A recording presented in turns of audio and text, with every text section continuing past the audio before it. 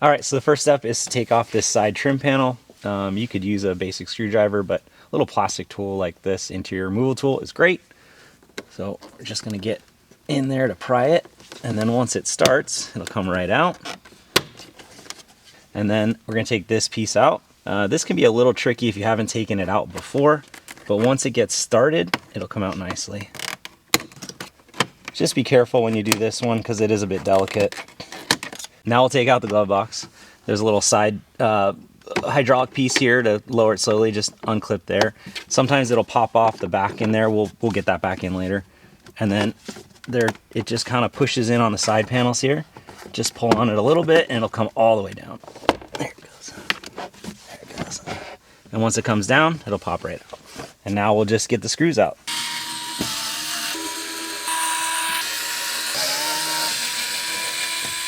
And before we take it all the way out, there are a couple little notes. There's two little clips here for the wiring harness behind. Just pop those through the back. You might need a set of pliers or something just to squeeze them. There's, for some cars, is an underlight. All you need to do is pop this connector out. And then the last thing, when you go to pull it out, there's a glove box light at the top. You can just pop it out. Oh, it came out real easy. That goes in there and you just pop it out. You can also unplug it. Either way works. Another one popped out. There we go.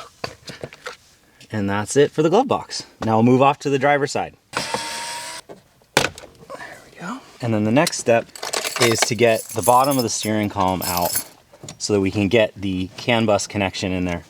So raising it up is helpful here. And then there are two screws, but they're on the back side of the steering wheel.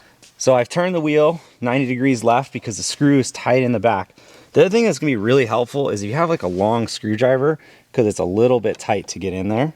And then it's just a basic screw, no big deal here, but just getting in there is a little tight. And I'll show you how to get the other one out. Same thing on the other side. Long screwdriver is helpful just to get in there. Once that's out, it just unclips. Comes right out the bottom, and that's it. All right, now we're gonna take the center console out. The first step to do that is open up the armrest here. There are two bolts down at the bottom. There's two, and then we're gonna pop up the trim panel for the e-brake handle. There's a small screw down here. That's gonna release the shifter area from the e-brake area. Once that's done, this can pop up and it'll slide back. Shifter trim should come out nice and easy. First, we gotta take the shift knob off and then just pop this thing up. These are just elastic, so just pull. There it is. Slides right out. And then our last step is to get these two pieces out, and we'll show you how to do that. Thing to note is that this car has, though it's a WRX, has the STi center console. So STIs actually have a little bracket that hold these. There's two spots here that hold this up. WRX is gonna be a little bit different here, but effectively the same thing.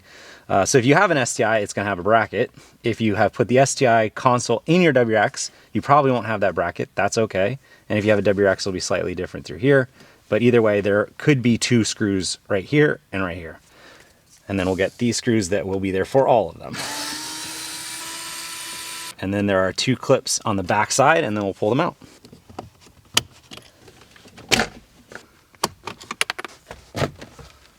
And that's the interior removal. That's all we need to do.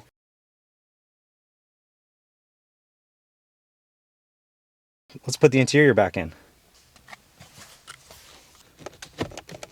The spot for the clip is open. That's so weird. I wonder why.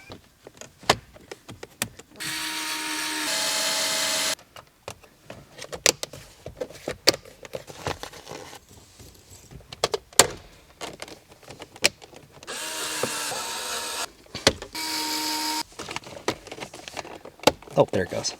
That's pretty.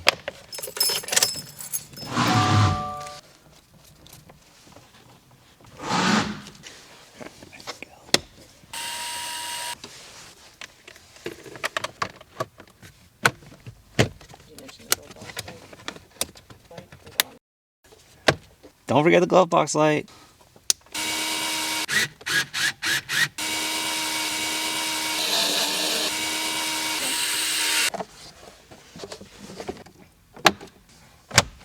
There we go.